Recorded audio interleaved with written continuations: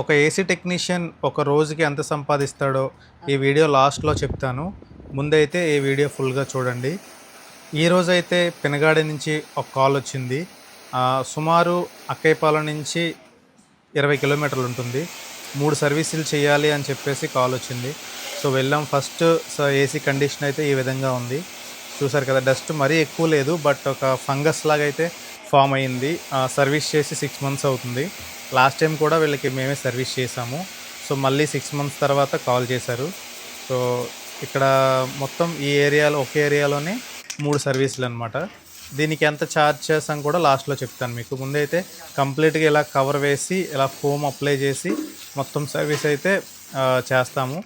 And outdoor కూడా, ఇండోర్తో పాటు outdoor కూడా సర్వీస్ చేయడం జరుగుతుంది. ఎందుకంటే చాలామంది అవుట్డోర్ క్లీన్ చేసుకోరు.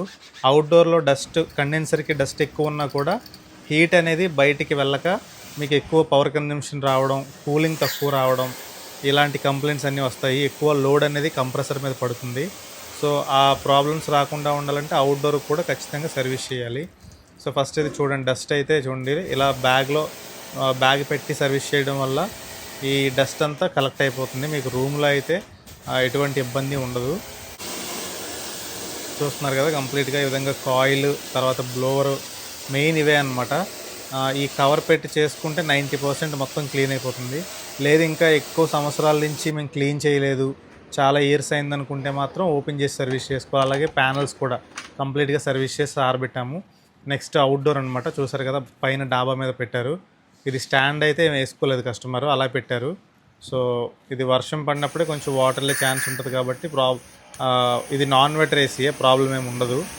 ఇన్వర్టర్ ఏసీ అయితే ఎక్కువ వాటర్లో మునిగిపోకూడదు. నార్మల్ కిందనున్నా పర్వాలేదు, కానీ కంప్లీట్గా అయితే డిప్ అవ్వకూడదు వాటర్లో.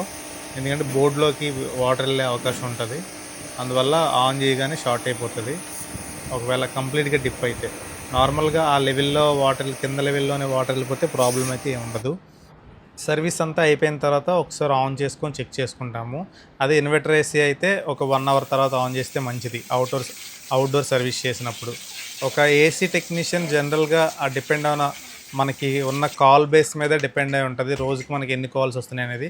మినిమం ఒక 4-5 సర్వీసులు రోజుకి చేస్తే మినిమం 2,000 వరకు సంపాదించే అవకాశం ఉంటుంది.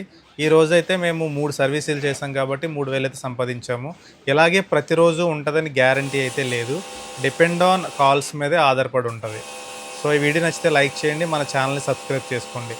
అలాగే మీకు సర్వీస్ కావాలంటే డిస్ప్లే మీద ఇచ్చిన నెంబర్కి కాల్ చేయండి. ఈ వీడియోని లైక్ చేయడం మర్చిపోకండి. Thank you all.